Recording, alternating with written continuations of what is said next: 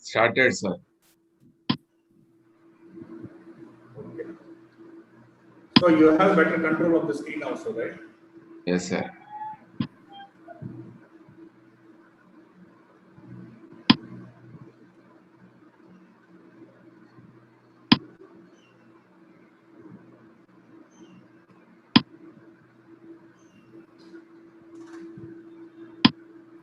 Let me admit to the people other than the Yeah, organizers.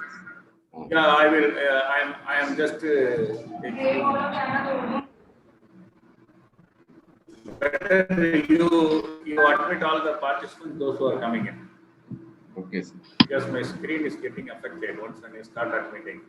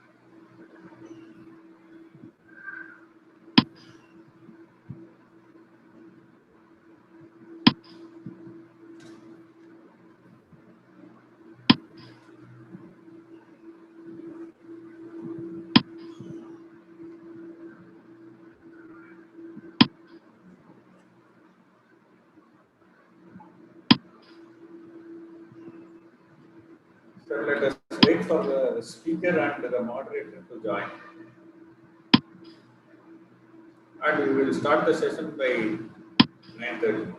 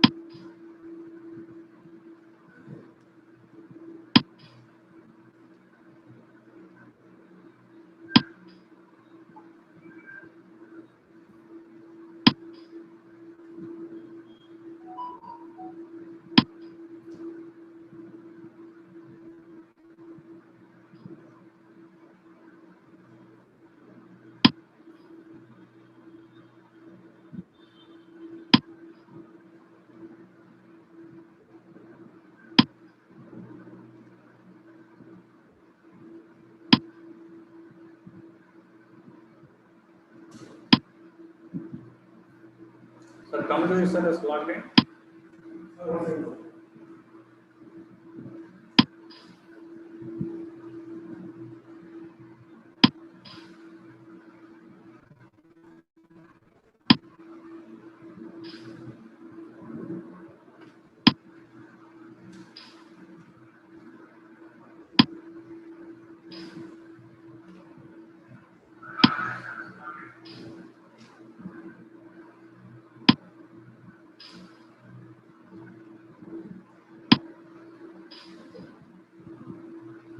Professor, Zoom it is displaying.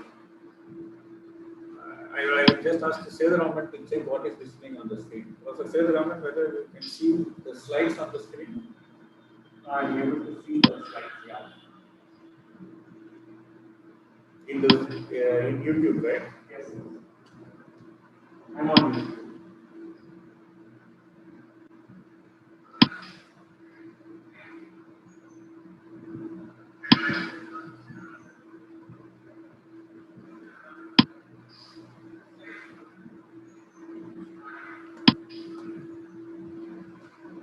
Sir, Kamra, sir, admit Kamra. Okay. Sir, Kamra, sir, you take care of admitting people because Okay, sir. till the session starts. Once they exit from the screen, I will take control of them.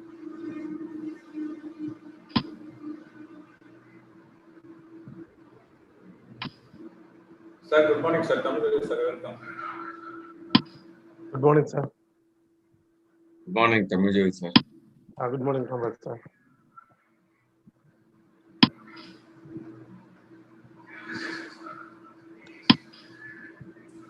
There is excellent feedback from yesterday's session. So there are a lot of participants who are learning, and the timing we have to maintain and we have to run it on time, sir.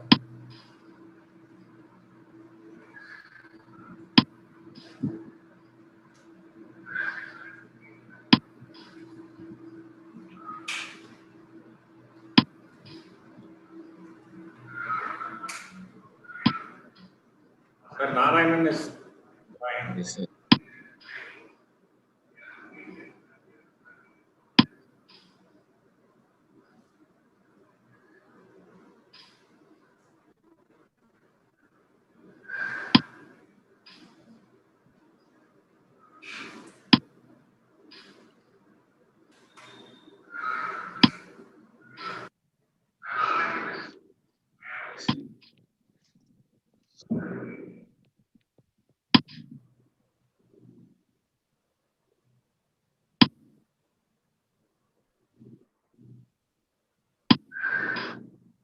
Welcome to Professor Narayanan.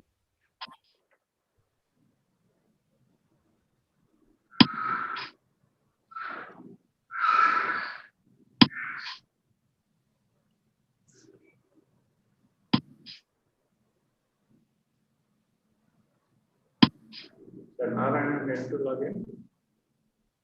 He has to enter, sir. Professor, the moderator's screen not appearing to my knowledge. It's coming on the.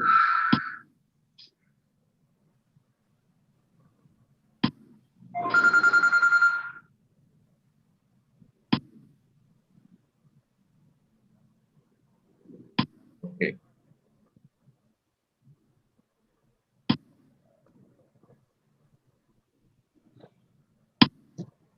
Sir, moderator screen is also coming. Okay. It comes. Yeah, because it is randomly on the line. The moderator screen is coming, but he is not responding. Dr. Narayanan, sir. His mic is not working, sir. His audio is not working right now. Okay. Matthew, sir, is entering, sir. Yeah, you can permit him, sir. Speaker.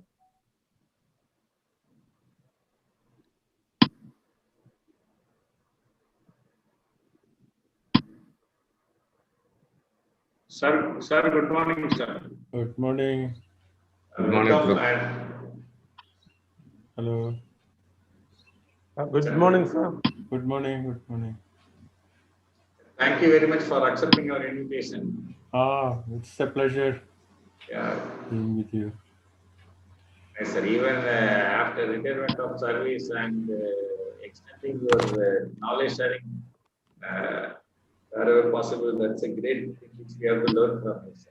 Yeah. Okay. That's nice of you. Kind words. Yes, sir. So, we start at 9:30, no? Yes, sir. Yes, sir. Yes, sir. We start at 9:30. And then this is continuously till 11. It is up to you, sir. No, Because if there is a no, yeah. do we give any time for questions and all that, or Yes, sir. Yes, sir. We can plan your presentation for about an hour. 9:30 to 10:30. You can have your presentation. By 10:30 you can have Q&A, sir. Okay. So by 10:45 or 11 we can close the session.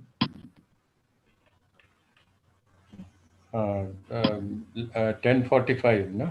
10:45 to 11 based on the questions. Hello. Yes, sir. Okay, okay. Ah, all right. So let me try to upload my uh, this, PowerPoint. slides. Yeah, yes, Because sir. generally it should be all right. Loading. It should be all right Yeah. generally, but sometimes Professor, there could be a problem. Hello. Professor, I mean, camera a little bit lower? Yeah, yes, sir. This is okay now? It is clear now. Yeah, yes, sir. Okay. Yes, sir. It is All okay. right, all right. So I Yeah, will try sharing this, or something else is on the screen, doesn't matter, no? Yes, sir. No, sir. Just 1 second, because the moderator will introduce you. During that time, you can check your PowerPoint. No, I just wanted to test whether the slides will be coming. Yeah, fine, sir. You can. I stopped my slides. Now you can check yours. Okay. This will stop other screen sharing. Yeah. All right. And mine.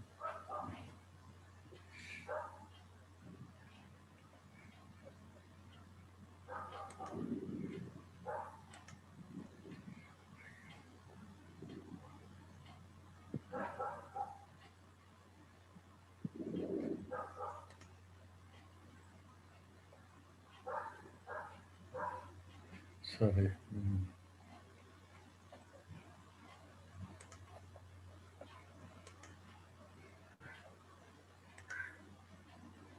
There is some problem.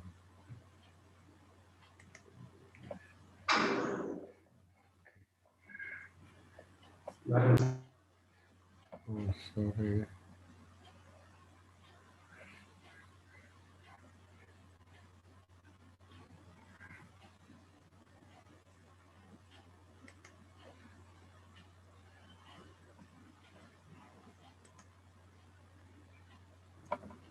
Sir Narayanan, sir.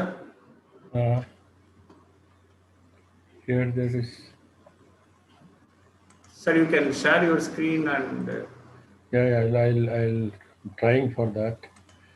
Something is going amiss. Can't locate the. It's on the Yes. desktop, but I can't see it.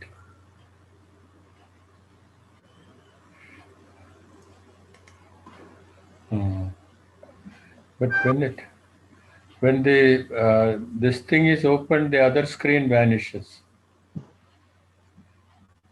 Let me minimize this and see. Yeah.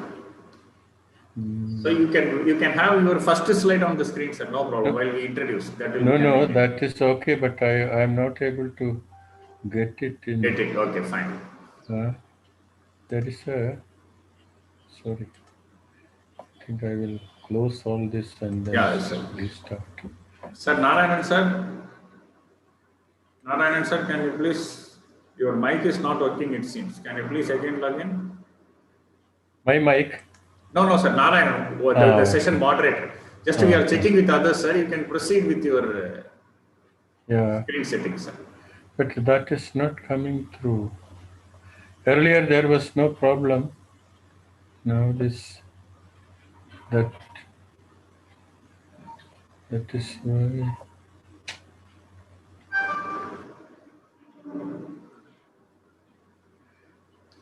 No. Let me see.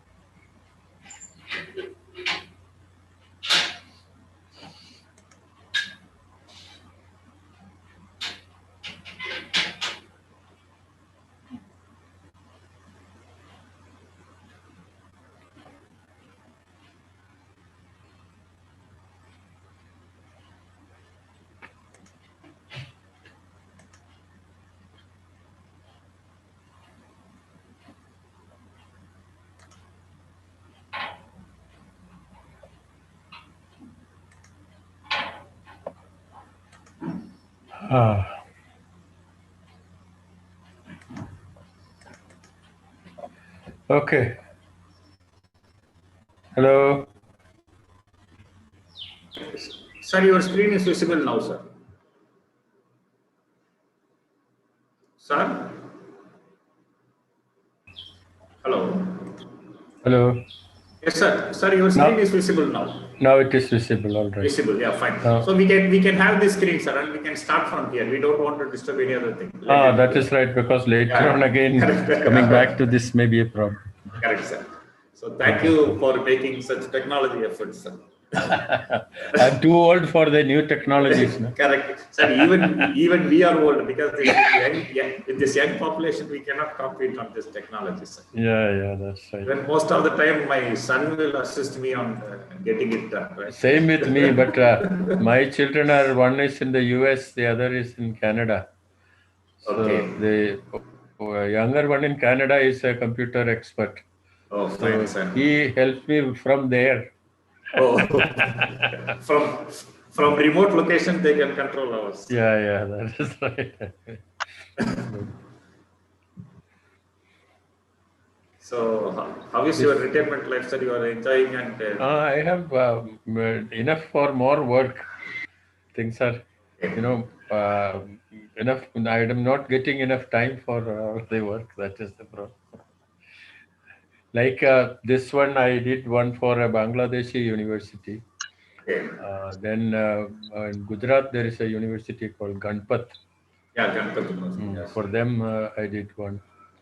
So like that, there are many others. Of course, several colleges are also there, universities. So you can share your expertise and guide the youngsters on. They will acquire newer expertise, no? They will replace us. That is the law of nature. Anyhow, sir, this technology, that is correct. But this technology, making use of the technology in the right way, we have to guide the youngsters, because they get a lot of disturbances, interaction. Yeah, that is true. What you call the wisdom acquired through experience remains for some more time. Yes, that hardcore learning will give a lot of experience. That's right. Even my guide and when I do my research with my guide, we struggled a lot visiting libraries to get a review of literature and all those things. But now these research scholars, they can get the review of everything literature online. No? Yeah, everything online. But only thing, they are not reading it, sir. Now they have everything available. But now they are finding some way of immediate solution for them. I think it is because of overcrowding. Yeah. Like when you have too many things, the selection becomes difficult. So you take a first few or something, but that is decided by the technology. Somebody else decides which one would come first. And then based on that, you make your decision. You sometimes miss the important ones. Even this H factor, impact factor, and all those things. Now, journal publishers are promoting the journals, like you were saying. They make the list come first because they want to promote the journal. Very true. So, competing in this world for quality and sustenance, I think so. It's a very big challenge. So that is why we want to conduct such programs. Yeah, this is a very good initiative. It will help. Yes, sir. Thank you very much for all your support, sir. Because of online, now we can do this. If it is an offline program, it will be expensive and. That is also true. You have to plan much in advance. Yeah, correct, sir. And all people to travel. Travel is involved. Okay. But the online, there is a problem as well. We don't see who is sitting there and what is their response. You can't read it from their faces also. Correct, sir. So, we need self-dedication and self-interest only makes them to. Yeah, that is right. But then we can tweak our presentation based on the seen expressions in the physical groups. Correct, sir. That is this not physical classroom cannot be replaced by online class. That's right. Even olden days, I think so, hope you might have experienced this Gurukul education, which really transferred the ethics and values of education. Yeah, that is right. So that has been converted into a schooling system. Again, that little bit of that professionalism got missed, because, you know, the relationship between the teacher and the student. But then there was one problem that you learn only from one guru. Correct. If the guru is excellent, you are okay. Yeah, correct, sir. Yeah, If you got a wrong guru, then you are lost. Correct, sir. So that here there are possibilities of several others, no? Yeah. Not just one guru. Correct, sir. You can choose your role model. You can Yeah. also compare, different people. And Yeah, that is. So every change, say for example, this new education policy has a lot of advantages and disadvantages. You know, people started discussing about that. Yeah, but anyone can discuss, but actual implementation is a real challenge. So we can easily comment on others, but when we really do the task, we know the difficulty of that.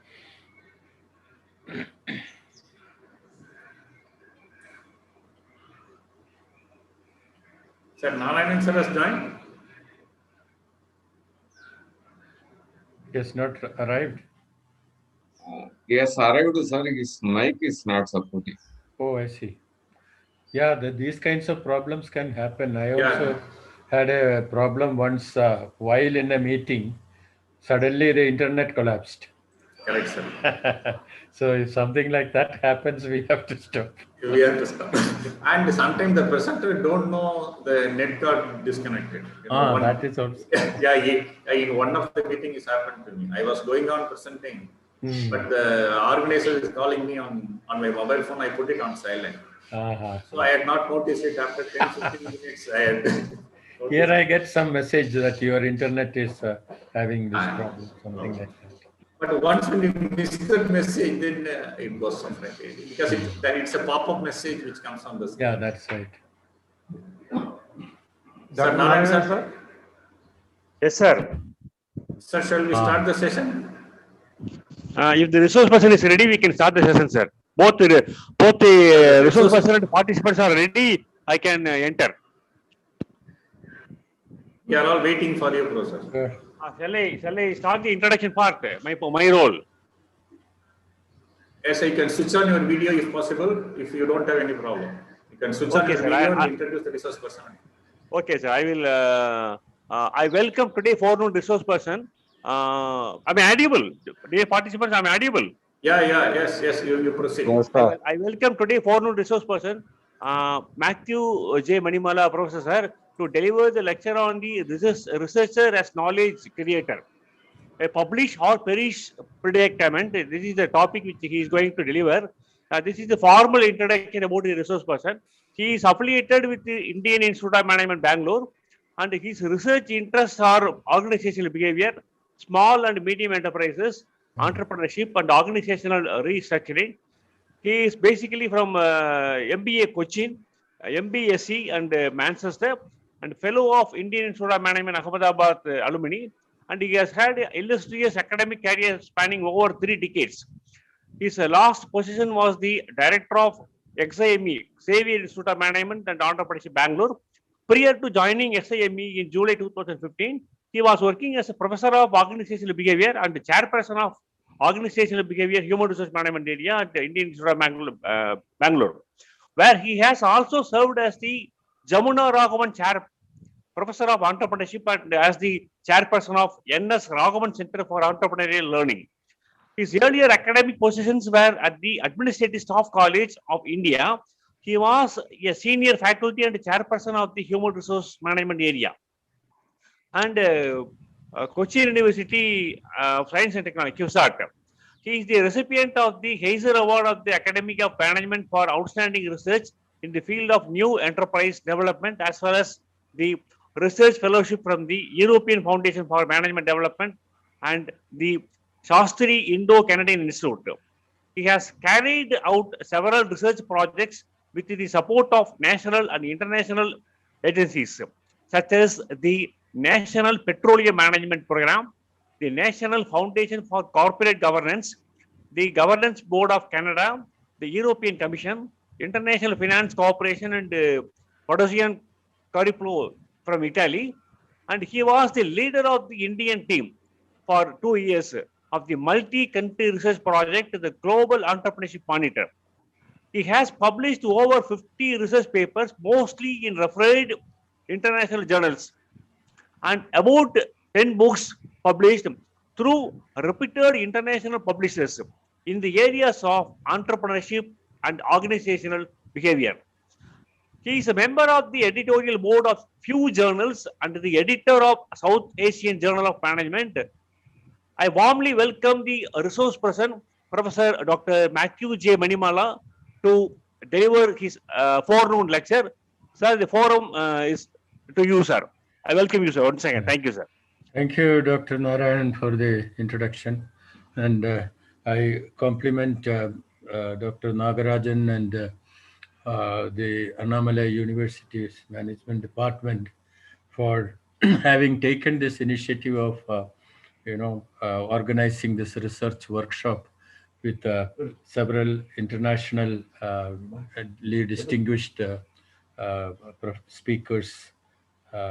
So this is will really help researchers in the country, particularly in the time period where regulators and difficulty in hearing. No problem, sir. You can proceed. No problem. Yeah, because I saw you signing something. That's why. Yeah. Okay. No issues. So in our country now, there is a kind of awakening about research, regulators and accreditors, and particularly because we are all now trying for international accreditation. So the research becomes probably the most important criterion for evaluating an institution's quality. Now, I remember at IIMs, the period for confirming a person or faculty on a particular position was 2 years, whereas in universities it was only 3 years. So the rationale for that was in IIMs, the appointment of the faculty are based on the research and publication, and then their confirmation is also based on that. The teaching quality may be superb, but that is not the criterion on which they will be confirmed. And for that, they need to test whether they are able to publish even after joining. And that is why a longer period of 2 years are given. Now they say even 2 years are difficult because you need to design your research, you need to collect data, you need to write it up, you need to send it to journals, then receive the comments, you may have to revise a few times. So it will take more time. So then how do we really assess a person after they join, whether they are able to publish? So the IIM-Bangalore, for example, have changed that norm. They said that now we will not have this confirmation and probation and confirmation system. We will have a 3-year contract. So during that 3 years, if people publish at least one paper in a or B rated journal, then that is, they are eligible to be confirmed.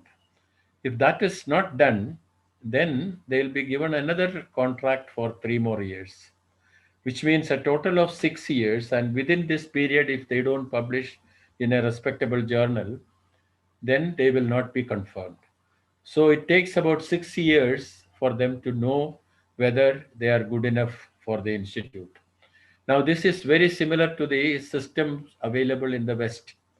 They have this tenure system where a faculty will be temporarily appointed for 6 years, and then after 6 years all their publications will be sent to external experts in order to get it refereed, and only based on their recommendation the faculty would be given the tenure, which means there also it takes about 6 years.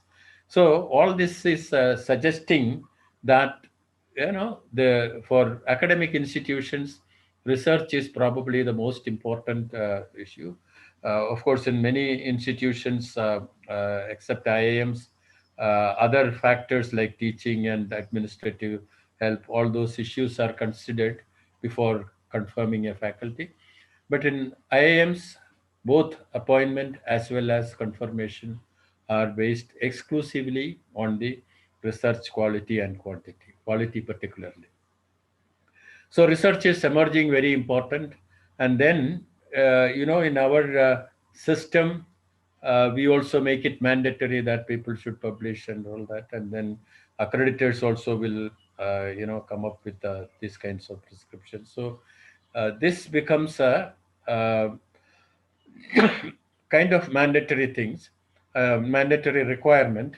And therefore, some people are unhappy about it, particularly people who come with a corporate background and they want to get into academics.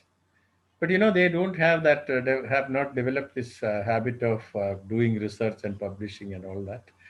They somehow try to get a kind of doctorate from some university or somewhere. Recently, I met a person who is an FPM from, executive FPM from XLRI. It's a good institution, good doctoral degree. Their FPM is considered equivalent or better than the doctoral degree, and therefore, but when he was trying for job in respectable institutions, they're all saying that his research is not of good quality, or he has not published enough. Now he came and asked me, why do they insist on research? With so much of experience in corporate world, we can definitely teach better. Of course, now IIMs and other institutions have introduced a new position for these kinds of faculty, that is called Professor of Practice or Practice Track faculty, something like that. So that is system is coming because there is definitely a benefit for using the knowledge and experience of the corporate world, because we are training people for that. But they are not on the main track in the academic line in the institutions. Those are really the research faculty. Now this person was asking me, why do people insist on our doing research? Because after all, you do a thesis and nobody notices that, nothing much comes out of it. It's an ordinary kind of a data processing or something like that. No big theory comes out of it. And this you publish in some obscure journal and then very few people read it. So what is the benefit for the community because of that? So since I knew him, and he was known to be a person who was also very careful about his physical health, he used to go for a daily walk. So I asked him, what is it that you accomplish in your daily walk? What is the tangible output of your spending that much of energy? While walking, you are spending that much of energy.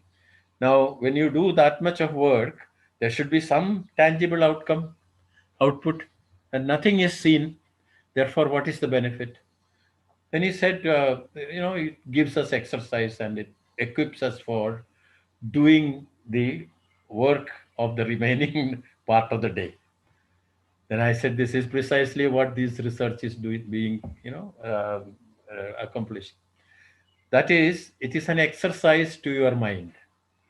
That intellectual exercise will equip you better in dealing with issues that come up in your classes and sessions. Now, what we are doing in this is more than imparting information. We will be enabling the students and participants to think for themselves. For that, I think the thinking capability of the faculty also should be periodically refreshed. And that is the purpose of these kinds of exercise, and that can never stop.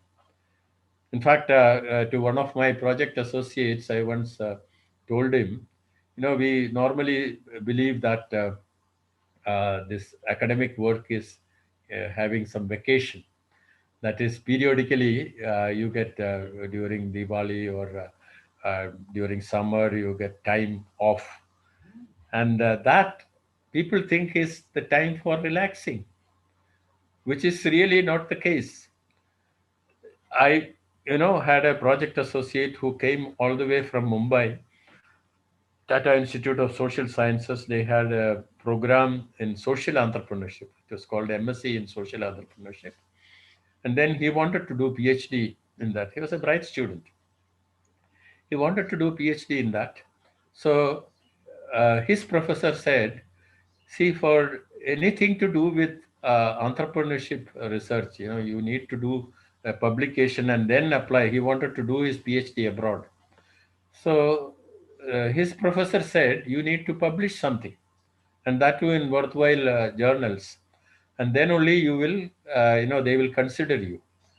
So for that, the only way for you to do that is to, you should go to Bangalore, meet so-and-so, and then work with him as his project associate or something like that and publish with him. And he also said that, professors are normally very busy. Therefore, if you don't send any email or anything and wait for his reply, sometimes they may not even see it and reply to you. Not because they are not interested in young people working with them. No, that is not the issue. But they may not see it or they may not have the time. So you go there. And on one day he suddenly came up and fortunately at that time I had a project with Intel, a consultancy project with Intel Corporation. So told him, maybe he can work as a project associate in that. In those days, we used to give about 25,000 rupees, and that was a big sum for a beginner. So after he got that kind of money, he started relaxing. He had completely forgotten that he had come here for, with the purpose of doing a piece of research and, getting something published. Therefore, he started spending his weekends outside. Of course, Bangalore is very famous or notorious for bars and all that. So he used to spend his time there. Will not do anything outside the office hours or project work. Outside the project work, he would not do anything. So I called him and told him, see, you came here for a different purpose. This project work is incidental. So you need to start working on your, research paper. So he started working on his research paper,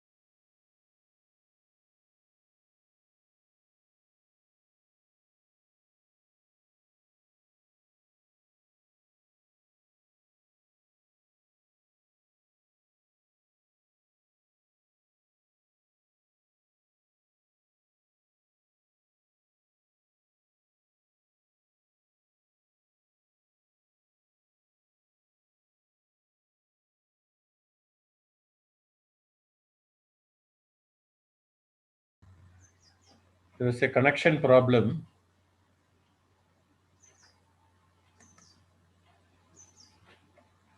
Hello.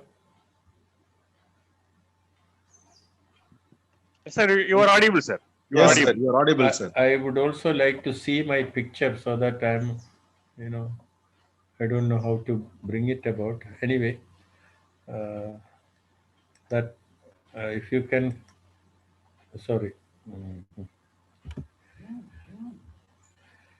Well, now it is only the screen that can be seen, so I will have to speak looking at the screen. Okay, so let us do that. So I was talking about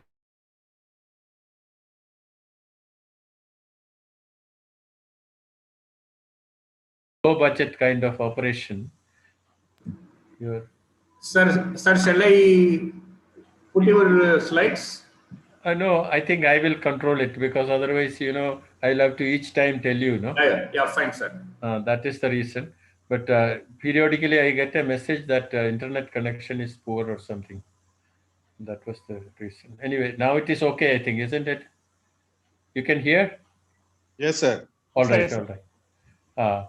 Okay, so told him that maybe these social enterprises may have a problem about attracting committed people, but they are the ones who need most committed people because they have to work in very poor kind of environment and those kind of things. So this is a problem, and they don't have the reputation of big corporates. They don't have the money to pay big salaries. So how do they attract and retain, the employees? This part you can find out. Then he said, "Oh, how do I get the data on this?" I said, social entrepreneurs, doing a lot of socially useful work, they are written about. Their activities are described in the social media and other kind of print and press media and all that, online media. So just go through them, read all that, and then wherever you get something about this particular aspect, the acquisition and retention of employees, talent. So take that, make a short caselet.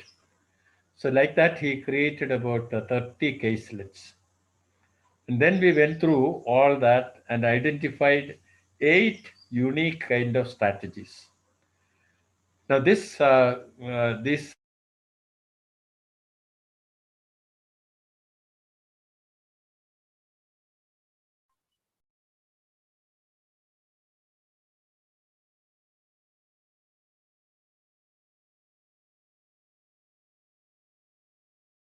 and all that. But then, what is it that we finally come out with?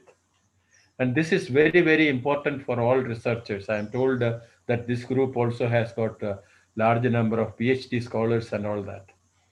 It is not enough that you process your data. Ultimately, you have to come out with a theory that is applicable across a few disciplines. Now, this is very important that it should be applicable across a few disciplines. And that is why your degree is called Doctor of Philosophy. If you do, PhD in management, doctoral work in management, you are not called a doctor of management. If you do it in mathematics, you are not called a doctor of mathematics. If you do it in physics, you are not called doctor of physics. Everyone is doctor of philosophy. It means that what you discover will have to be applicable across a few disciplines. Now, that kind of a theory, finally, you should arrive at. It's not enough for us to, describe the data and then, make a few statements on that. Well, so I asked him whether we can make some such generalizable theory. Of course, he was not able to bring it. When I pointed out, I gave him a clue. I told him, see, out of these 8 strategies, 6 are based on empowering the employee, giving them autonomy, considering them as one of the organization. Whereas the 2 others were based on incentives. Now, if you look at the way corporate sector managers, they call themselves that they are the Microsoft family or Infosys family, Wipro family, TCS family. Everywhere they may use this word family. But if there is a recession, what do? They ask the junior most people to leave. So one of the Japanese textbooks about employee relations, they were asking, if you are a family and when the family is in trouble, will you ask the youngest child to leave the house?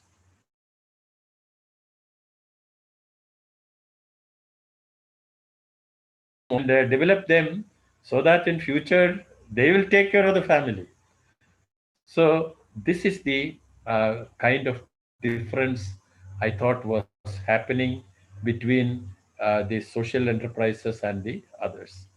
Therefore, we made a little bit of a generalization saying that social enterprises operate on a partnership paradigm, whereas the commercial enterprises operate on an outsider paradigm.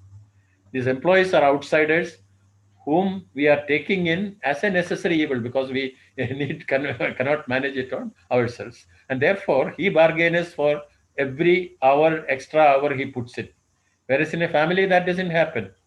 If there is an extra work required, the family, everyone would join in and do it. And nobody says that I need an extra piece of cake just because I did 10 minutes more or 15 minutes more for the family or something like that. That normally doesn't happen. Whereas in organizations, it happens. You worked for 1 more hour, you get so much of payment. If you did not have enough work, you are out. So this is the kind of paradigm. Anyway, this paper got published, and then he promoted it very well through SSRN and all that. Finally, he got a admission to PhD in University of Nebraska with a full fellowship based on this paper, because in SSRN this became the top downloaded paper for about 3-4 weeks, more than that, several weeks actually. Subsequently, also it came as the top downloaded paper, and he went there. And in the Western countries, when they work very seriously, but on weekends they also tend to relax. Now this boy started going to the institution, working on the weekends also. So somebody asked him, "Why are you doing this?" And then he said, "My professor told me there is no holiday for holy life." This is something which I told him. This is something which I also want to tell all faculty who think that they are vacation staff. There is no holiday for holy life. That is, if a sage or saint or someone who wants to, lead a holy life, if he says that for 10 months I will do very rigorous penance or fasting, observances, prayers, and all that, after that I'll drink and make merry, and for 2 months I will not, be in this at all, then his holiness is lost, isn't it? So the same is the problem with academics. You have to be constantly concerned about your research problems, and your research problems should be generated from your experiences, not from literature review. In fact, there is this misconception that PhD students very often tell me that if we don't have the problem, we go to the literature and then find us the other work that people have done, and from there we pick up our problems and maybe replicate a study, use their what you call scales developed and standardized by them. This is a standard procedure. In fact, many guides advocate that. I remember once a student from IISc came to me. Uh, she was working in entrepreneurship, and but she was feeling that the guidance was not good enough, so she came to me asking for time for some discussion. Then she was I asked her, uh, how did you choose this particular topic? And she said, while discussing with her guide, the first advice that the guide gave was, you go to the library, read all the prior literature, and then write down which are the most frequently researched items. And she did that. And when she came back, the guide asked, which is it? And there was a kind of prioritizing based on the largest number of research papers on each topic. So one of them was about opportunity recognition in entrepreneurship, the topmost. So the guide said, you work on that. Then I asked her a question. If this is the most researched kind of a topic, then what are you going to do, contribute to this? Because it is already, researched upon. Many people have done work on this, and therefore, what is it that you are additionally going to do?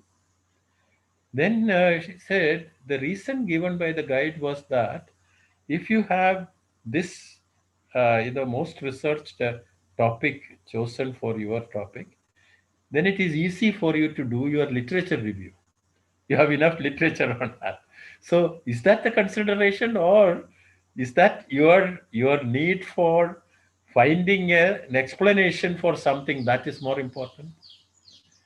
So I remember then I told her, you see, I was the first one in the whole world to do a piece of research on what I called entrepreneurial heuristics. The first paper published with that title was mine. So there was no research done on this particular issue earlier. So how do I do my, literature review? What I did was I would pick up all the theories that were, used for explaining entrepreneurship and show their limitations. How, what are their inadequacies? They may be applicable in some respects or something, but on the major part, there may be some kind of a problem or inadequacy or difficulty. So, like that, you eliminate all the existing theories, for explaining a particular phenomenon you have actually observed. And then bring in this new concept and say that this may explain this. So this is how you develop a new theory. So that process is not happening. People generally are, happy about, working on something which is already done, researched upon, and then, in fact, to be on the safer side, they'll pick up same kind of measuring scale, which is already used by somebody else or standardized by somebody else, and therefore there isn't any need for you to explain yourself. So how did that? See, when you are choosing a particular measuring instrument, you are constraining your research into those dimensions which are, included in that particular measuring instrument. And that is the reason why this is not a very advisable thing. Even though, technically speaking, you can defend yourself, saying that this is an instrument which is standardized. But is that the right instrument you needed for this, explaining this particular problem? And you eventually end up replicating somebody else's study and then hardly contributing anything. Now, this is where the autonomous thinking based on our own experience is something very, very important. In fact, I was, my first slide here is a picture of a very famous scientist. You all can guess it because of the apple tree there. It is the picture of Isaac Newton sitting under an apple tree and thinking about. Now, the reason why I brought in this one is because we are going through a pandemic time. And a similar situation happened during Newton's life. In 1665 to 1667, the Great Plague of London happened. And that was even much worse kind of a condition than in our system. In fact, the previous European plague, which uh, was during 1343 to 57, 56 or so. That was one of the worst. That was called the Black Death, and where people were dying even on the roads. And when somebody has got the plague, nobody would even go and do any help for them. They would literally rot there and die. So, and now we say that when people die, we should show respect to burials and all that. But in COVID times, we are making some exceptions, mass burials and those kinds of things we are doing. In those days, they can't even touch those people, and therefore, and these kinds of protection and all that was not available at that time. So massive pits were made, and then with the horse carts and all that, all the dead bodies were taken out of the pit and buried and all that. So it was a very, very pathetic situation at that time. We have at least the online facility available. In those days, the online facility was not also available, so communication was difficult. They couldn't even talk to these people. They would avoid all these affected people and all that. So it was a very, very, very tragic, and the world survived that. But more than that, what I am showing here is, during this time, that particularly that year called 1666, that was considered to be the last year. Of course, according to the biblical traditions, 666 is the devil's number. So they associated with 1,000 years, and then this is the 666 year, and everything will be lost. That was the kind of prediction there. It was also called Annus Miserabilis, that is the miserable year. But then this was what, and at that time Newton was studying in Cambridge. He was a student, but then because of the plague, all students were asked to leave their university campus. And if they carry anything with them, if the plague bacteria could survive on those kinds of articles. So they said, the university said, nobody should take anything with them, not even books. They'll have to leave with the clothes they are wearing on. So that is the kind of instruction given. So Newton also was a little unhappy that he couldn't carry his books. When you are sitting in your village, reading something, you don't have the kind of books to read. But he had to go. But this is where you find a difference between a true researcher and ourselves. We would think that, oh, okay, we cannot do anything. There is no class going on. I'm not getting any guidance. Now you can at least take online guidance from your professors and all that.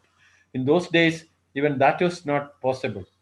Therefore, how do you spend your time? You say you give that as an excuse and then relax, isn't it? But Newton did not do that. He remembered some mathematical kind of working done in the university, copied all that in his memory and on the paper, and then started working on them on his own way. Earlier, it was something which those professors were talking about, which he did not. That course was not complete. He did not know what it was for. But he worked on it in his own way, and finally he discovered calculus. He and Leibniz, more or less at the same time, discovered the mathematical line called calculus. Then the second thing he did was, he was very much interested in optics. So he created, he didn't have any laboratory. That's the advantage in university, you have laboratories and all that. So he closed his bedroom and kept everything closed, completely dark, and kept one hole in the window, made a one small hole in the window, through which a beam of light was coming in. And using prism in between this what you call, on this beam, he started experimenting with refraction, and then he came out with his theories on optics. So this is the second line, and the third one is very well known, so I don't have to tell you. He sat apparently under the tree and saw the apple falling. Now, the important issue is not seeing an apple falling. That is a very commonplace experience, isn't it? This is the kind of experience there are so many people have. I also see coconuts falling and all that. But what do I do? If I see an apple falling, I'll first check whether it is edible enough or it is rotten or something like that. And if it is edible, I'll preserve it and eat it, or otherwise I'll throw it off. This is all that comes to my mind, because Newton came with a kind of different background. He started thinking about why is it falling down and not on sideways or upwards or this way, that way, or something like that. So this is the difference, though. So it is not the experience that makes you learn something. It is the learner who makes the experience a learning experience. And that is why you also will have several experiences. It need not be related to if you are working on, of course, this being a university crowd, I suppose there will be people from all the disciplines. If you are working on something in physics, it doesn't mean that your experience will have to be in physics alone. It may come from something else. I remember about my elder son. He got something called, he's a professor in aeronautical engineering in Oklahoma State University. He got a prestigious award from the U.S. Defense Department. It is called DARPA, Defense Advanced Research Projects Agency. So that is an award every year. Award means it is a funding for research project. They pick up the most promising, 20 most promising ideas from the whole country and support it with about $1 million. So this is normally, since it is defense related, this is normally given to only US citizens, but he was not a US citizen. But they found his idea so good that they gave him this young faculty award, which was about $1 million for doing his research on what he called assonance. Assonance is, he was actually working on aerostructures. How do we strengthen the materials without adding its weight? This is the problem. So the reason why he got a particular idea was, he said he was also interested in literature and all that. So he said when reading the poem of Wordsworth, Daffodils, he found one line where the syllable O was repeating in a particular periodicity, a host of golden daffodils or something like that. So this suddenly gave him an idea that, see, all materials deteriorate because of the vibrations within. So if you can manage the vibrations and synchronize it with the surroundings, then you can strengthen the material. This is called the theory of assonance. Anyway, I'm sure there are many physics students in this group, and they'll definitely know that these kinds of phenomena exist. And among the several applications of this, they were saying that, for example, you may have a pacemaker in your body for your heart, and a person who is susceptible to heart problems, for changing the pacemaker after 6 to 10 years, he has to be operated upon, or she has to be operated upon. So that's a tedious thing. So he was saying one of the applications could be this, that you synchronize the vibration of the pacemaker with that of the body, and then it will, have indefinite kind of life. So what I'm saying is, your ideas or your experience need not be in the particular discipline that you are working on. It can come from anywhere, but the ability to link it to, it's something like saying that, if um, you see that among the several kind of flora and fauna, grass is a very trivial kind of plant, isn't it? But if a cow eats that, it becomes a part of milk. Whereas if a bull eats, it will not become milk. So it is the learner who converts the learning experience.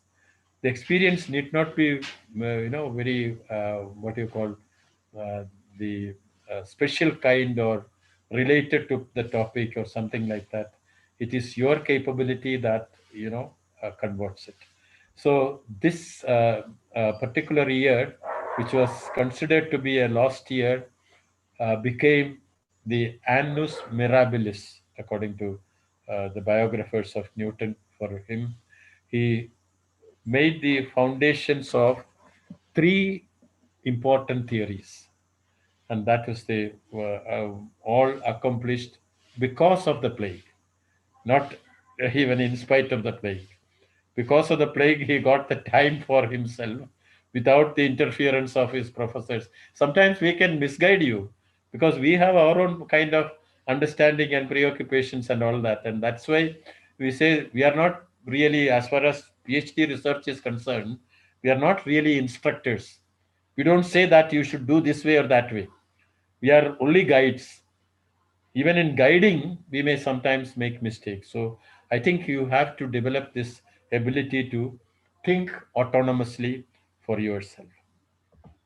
Now, this is where, in if you look at our own kind of system, let me take one small break, 1 minute, I'll come back now.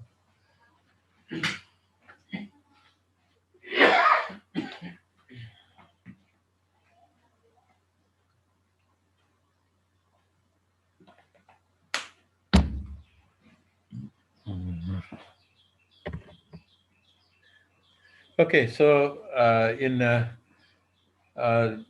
just like in any other business, knowledge business also has got this different type of activities involved in it.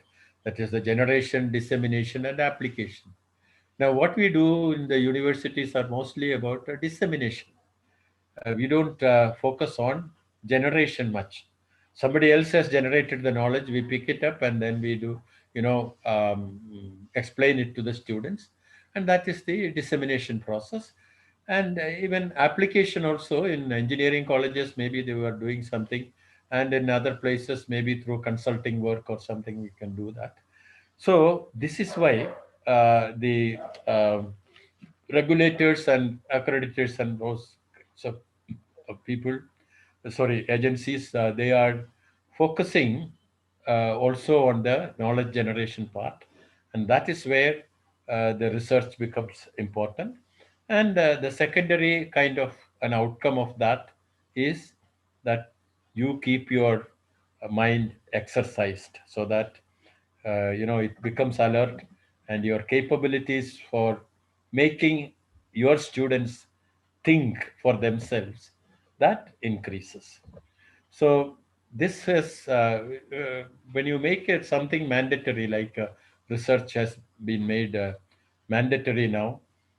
So there is a small bit of problem associated with that. It becomes a ritualistic exercise sometimes. So publication becomes an extrinsically imposed need. I am not publishing because I have a problem to explain. I experienced something and therefore I want to explain this one, and I have done some studies on that and I want to explain this to the public and or the other people. Therefore, I am doing it. No, it is because if I publish something, if my paper comes in print in a journal or something like that, I get my promotion, I get my increments, and it's my need for publishing. It is not because the subject needs to be explained or the other people are, looking for a solution for something like that. And this is where I often remember this story about Boy Scout. So, in the Scout system, they have their kind of a system that every week the Scouts should report something good that they have done. Now, normally instructors don't take it very seriously. And once the instructor was very serious, every weekend he used to ask them, or every other meeting he would ask them, what good act did you do during this period, this week or something like that? So they'll say something or the other, but he would ask almost everyone. He will not spare anyone. And in one instance, some boy said that, I helped an old lady cross the road. Now, uh, then he asked others.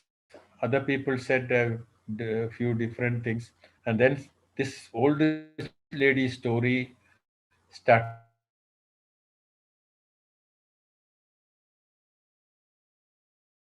coming out. That lady crossed the road. So then the instructor was a little suspicious. He asked them, "Are you all referring to the same old lady?" Then they said yes. So then he said, "What was the need for six people to help an old lady cross the road?" Then they said, "The old lady did not want to go to the other side. But since we had to report something to you, we forcibly carried her and left her at the other side." So this is the way now research is being done in our institutions. Many of them are doing it that way. So, and this is aggravated because of a peculiar situation in India. As you know that the remuneration for teaching is very low in India. In the Western countries, for example, in the US, the professor's salary is almost as high as or even more than that of a chief executive officer. In the corporate sector, when we were teaching at IIM, we found that, our own students would, their first jobs, they get 10 times our salary. Our salary at the senior level, we were senior professors there at that time. So if we were getting about 2 lakhs, they would get about 10 lakhs per month in their international assignments and all that, even otherwise also. So corporate sector salaries are very high. Similarly, therefore, what happens is a kind of self-selection of good people into or out of teaching line. For example, after pre-degree or 12th class or something like that, the brighter people would select engineering or medicine, and then pursue those lines. Those who complete engineering, they will take up jobs in corporate sector and companies and all that. Now, those who are not selected into that, they go for the what you call ordinary degree programs, BA and BSc, BCom and all that. Now, after that, if you get a job in the civil services or some other company, bank or something like that, the brighter ones go that way also. And then those who are left out, they don't know what to do. So, okay, they will continue their studies. If you are a BA, then you should do MA. If you are BCom, you should do MCom. If you are BSc, you do MSc. So this is how they go to this postgraduate studies. Now, so you see that after post-graduation, what do they do? After post-graduation, the normal option is for them to, go into teaching. So once you get into teaching, you have to do your PhD. So you see, there is a progressive deterioration in the mental caliber of people getting selected into the teaching line. I have very specifically written in this slide that the present company exempted. I'm not making any allegations about the group here. There are many people who come because they are interested in something and therefore they pursue this one rather than, I know one bright student, he could have got into engineering or something, but he was interested in literature. So he, started doing that. Some other person was interested in legal studies. So that is there. So I'm not saying that all are like this, but there is a possibility of a large number coming into the profession like that. So if they are of a lower caliber, because research requires the extremely high level of competencies, analytical thinking particularly. So this, if it is missing, then how do we make them? Because they have to do PhD. So when they come for doctoral program, what is it that we can suggest? We think that by training them in the methodology is, will help them with their research. Now you can see. So research training is given as the solution if you are not able to do a good piece of research. Now, in training, what is it that you can train? You cannot really train about how to get the insights. Insights are based on your experience and interpreting your experience, or going beyond your experience, and making parallels and comparisons and all that. This you cannot tell people how to do, but you can train in the methodology, how to prepare a questionnaire, how to construct a scale, how to select a sample, how to do certain statistical techniques. These kinds of things can be trained. And once you get trained in something like this, you tend to think that this methodology is the most important thing in research. So you don't bother about what is the kind of data that you gather. You say that I have used this rigorous instrument, they collected data from, and then so many numbers and statistical processing and all that. And finally you say that, okay, this is my findings. But, you may not have this here. The methods are in search of problems. Ideally, it should be problems searching for suitable methods. Your particular problem requires this kind of methodology, and that is why for example, when I worked on entrepreneurial heuristics, everybody at that time was doing only questionnaire survey.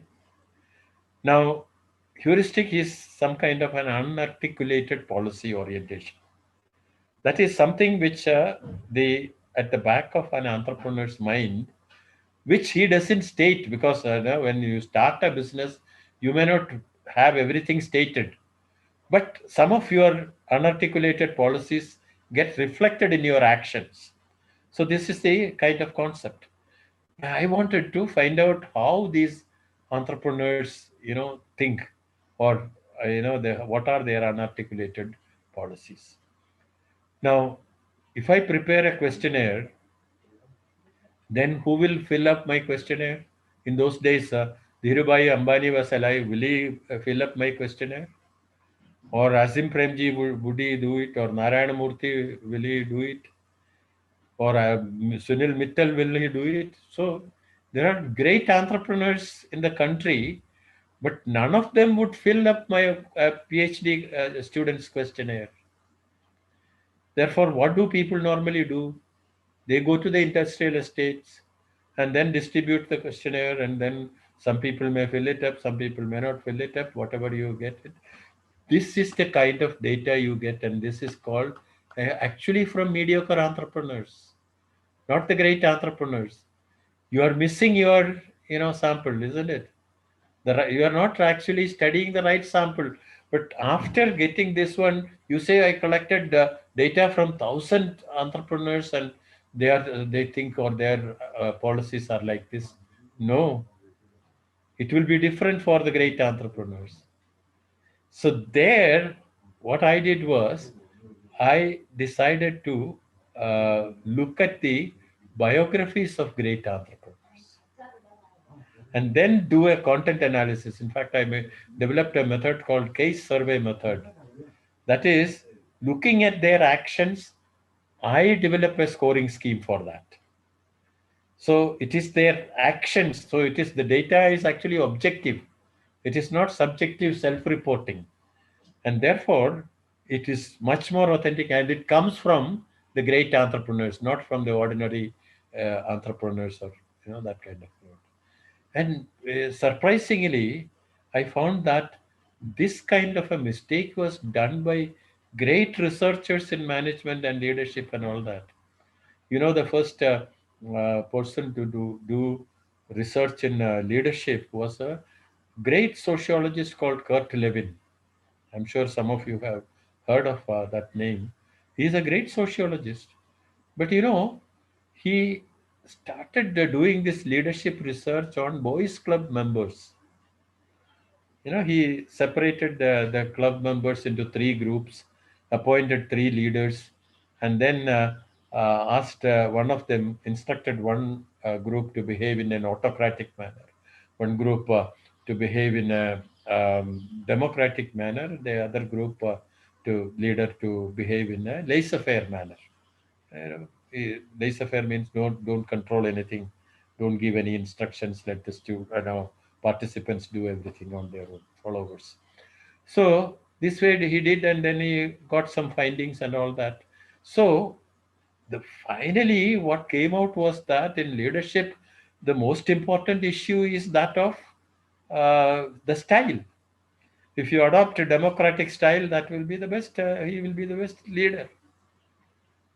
But then this was done not on the great leaders. And how great leaders were doing, that was done later on by Bernard Bass and a few others who looked at the biographies of great leaders. And then they found that the style was not the important issue there at all. Whereas in all the management research that was happening after Kurt Lewin, what they call the Michigan studies and the other Ohio studies and all that, they were all focusing on the style. And who were the subjects? The sample was selected from corporate executives. They are not the typical leaders. So if you want to do studies on leadership, then you should address, or you should get the data from the leaders.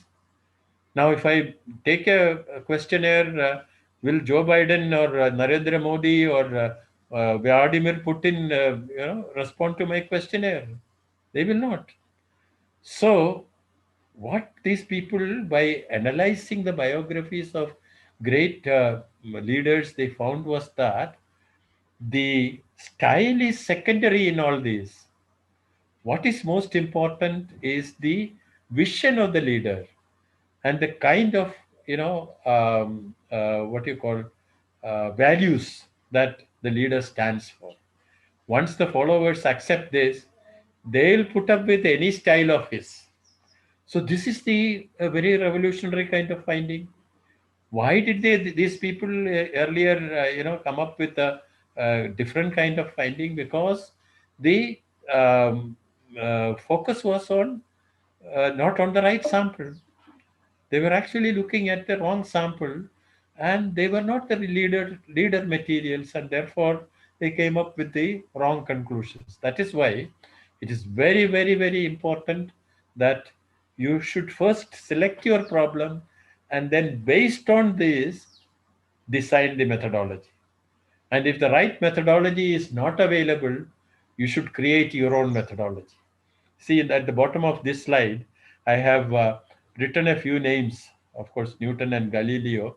Galileo is considered to be the father of empirical research.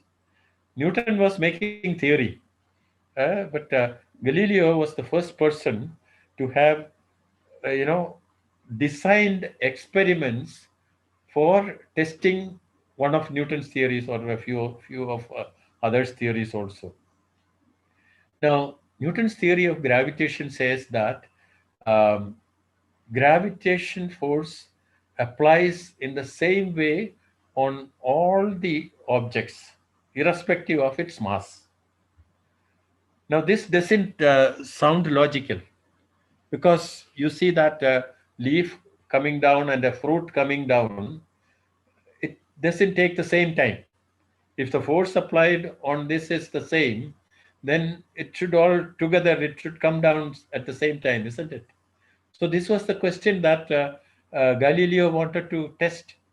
You know, he was from Italy's famous place, Pisa, where that leaning tower is there. So you see the kind of methodologies adopted by these people. You will not sometimes think that it is research methodology. He went up the Tower of Pisa, took a feather with him and also a metal ball with him, dropped both of them together from the, because he took the leaning tower because then he thinks that there is no obstruction. It will just come down from there. But the metal ball came first and the feather took much longer to come down. So then he realized that probably these two, the air resistance applied differently on these two objects. And that is why probably one is coming, taking more time, the other is taking less time. So he designed a sledge-like thing, the children's playing equipment. When sometimes PhD aspirants come to me, I make a picture of that, a triangular kind of a shape, where I place two balls, two metal balls, one. See, he standardized the material, because if it is the friction or other kind of resistance operating on different substances are different, then you should do only same substance. So instead of having a feather and a metal ball, he picked up a small ball and a big ball, and he put it on top like that in a picture and showed some of our PhD students, do you think this is a research method? Nobody said that it is a research method. They all said that this is a play equipment for children. Then when I explained them that this is the methodology used by the father of empirical research, Galileo Galilei, then they were really shocked, because what he wanted to test was this. And so he started rolling. There also the friction and that kind of resistance will be there, but it is the same kind of material, so probably the impact will be similar. So this is how he tested this. Now that is why I say there are so many such instances. You will have to identify your problem from your real life experience of the phenomenon, and then based on what you want to test, establish or identify your methodology. I have listed a few names here. The subsequent ones are all from the management. Of course, Kekule is from chemistry. I know people with different backgrounds are here. So maybe I can, because we don't have much time now. This is almost 10:45 now. So I'll just give one example from management.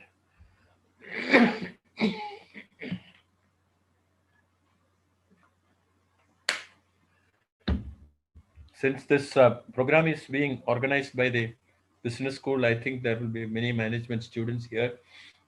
So the only person to have received a Nobel Prize for writing in management so far, I'm sure many of you would know, is Herbert Simon. The last but one name I have written here. Simon got it in the category of economics because Nobel Prize doesn't have a category in management. But his work was administrative behavior, where he proposed a theory called bounded rationality and limited search and those kinds of things. Anyway, so what is the provocation for this? Was a real surprise to me, because when I was traveling once in the US, we went to some bookshops. There, when a new stock comes, the shopkeeper would pick up all the old stocks and put it in a bucket from one shelf, one particular shelf. They will put everything together in a bucket, and then that will be only $1 or $2, something like that. Some 5-10 books or more than that. One full bucket will be only $1. we went into one of those shops. And you know, when I saw the first bucket, I saw one title. The title of the book was Models of My Life. And the author was Herbert Simon. I was really impressed. You know, they are, of course, the booksellers don't know who is Simon, so they just put them along with. So I picked up that bucket because even though I was not interested in many of the other volumes in that. And you know, the first night itself, I read almost a quarter of that book. I found his childhood experiences being discussed there, described there. One of the things he was mentioning was that as children, they used to go and pick cherries.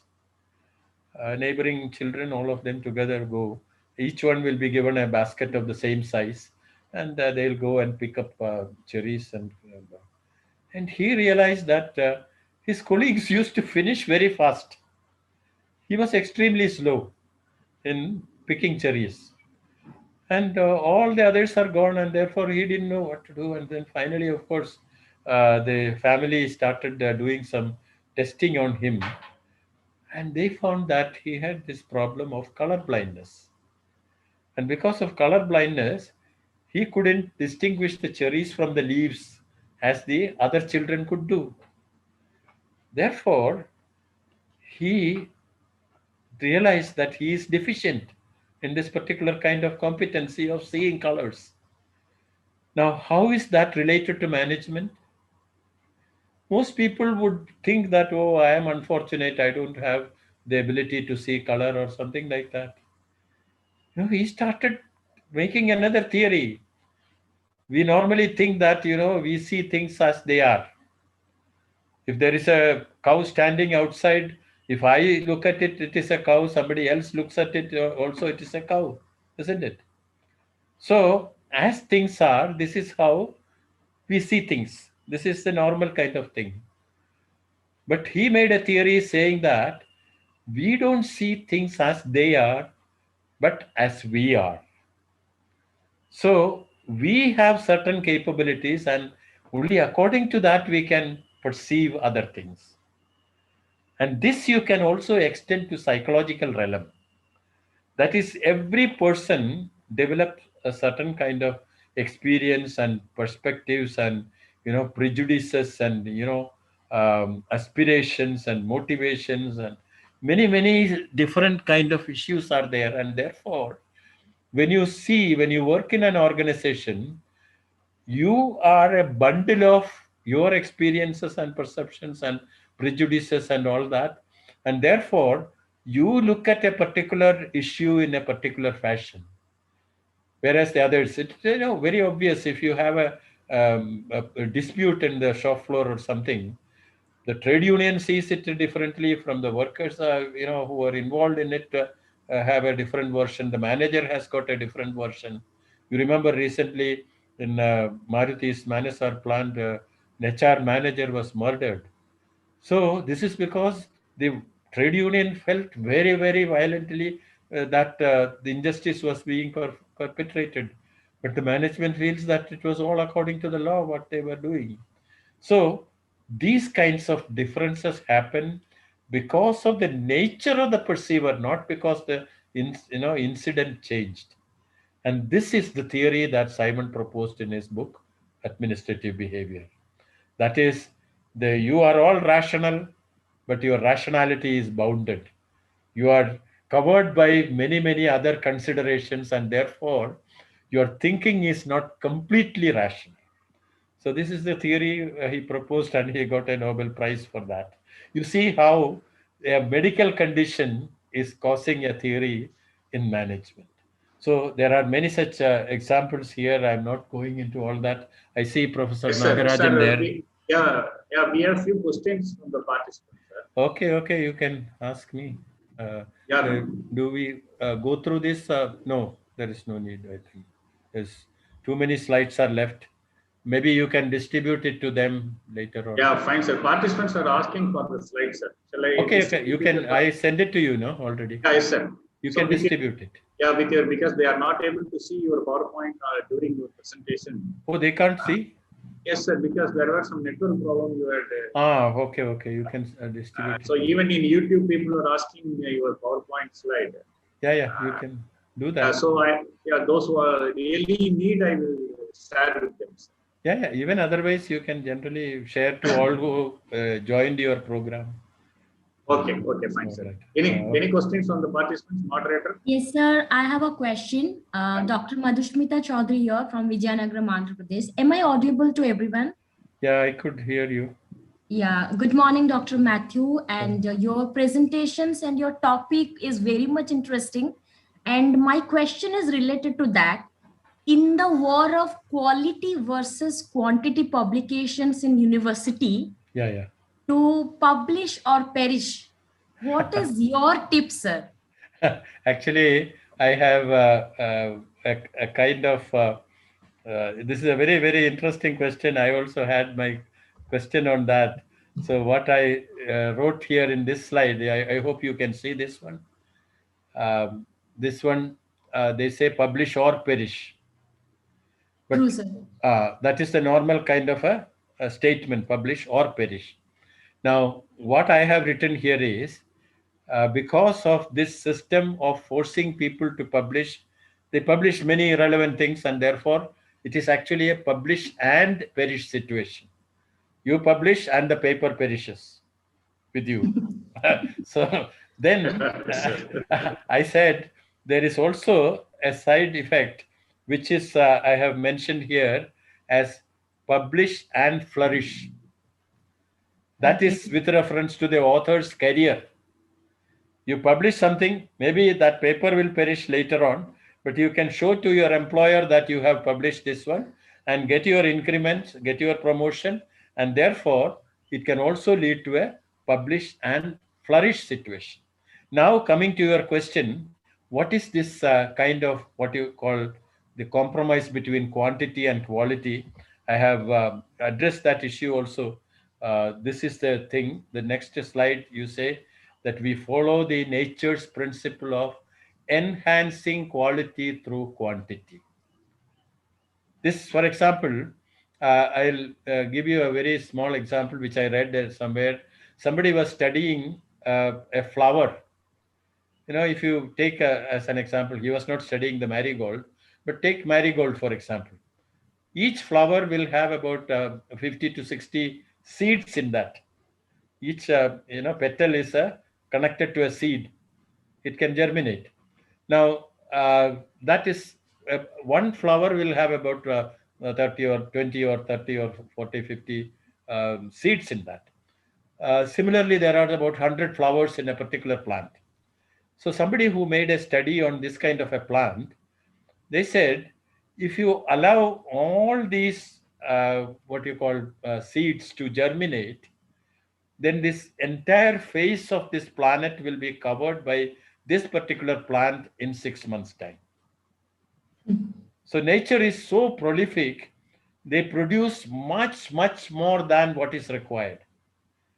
And then you go through what is known as the what you call the selection based on the fittest, the Darwin's theory, survival of the fittest. So this way you have several such this one, and maybe a few of them germinate, and therefore the ones which survive will be more conducive for the emerging environment. And this is what would happen to our papers also. Many of them would perish, but there will be some good things that would come up. Sir, thank you very much, sir. Narayanan, can you propose vote of thanks? Sir, thank you very much, Professor Matthew, sir. It was a wonderful lecture delivered by you, and I must thank you on behalf of the participant and especially from Annamala University Department of Business Administration, sir. I once again thank you, sir. Okay.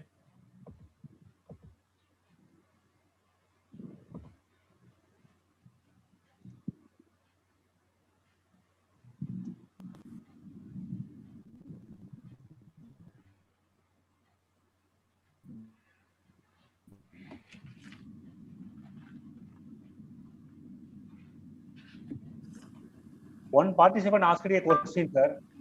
What is it? How the researchers can identify the latest topics to do the research work? I told them don't go for latest topics.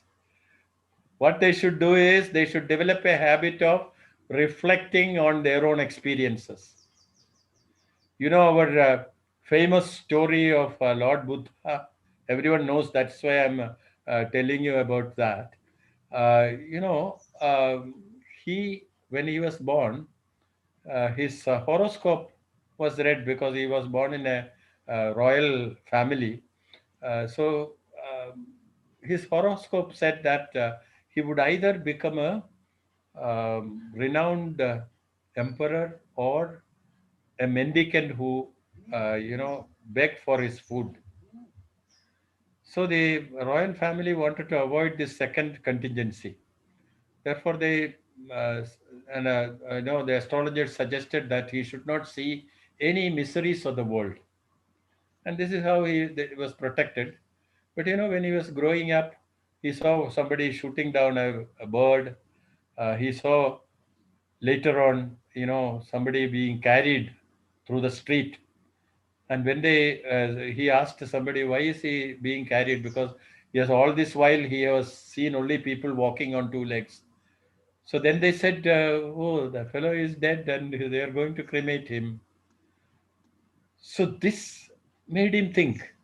Now look at me, for example. I have participated in more than 15 to 20 funerals in my life. But I have never thought like Buddha did. So this is the difference. Now, when you are, thinking about or experiencing certain things, you should simultaneously start thinking about the implications. For this, I think you definitely need literature because you should be familiar with the theories available in the field. Thank you very much for your insights, sir, because we can have. Thank you, Narayanan, for wonderful coordination. So the question answer, we have taken it. Thank you very much. Thank you, one and all, because we will start the next session soon, sir. Thank you very much, sir. All right. Thank you. Yeah. Thank you, Professor. Thank you, sir. Thank you, sir. Thank you.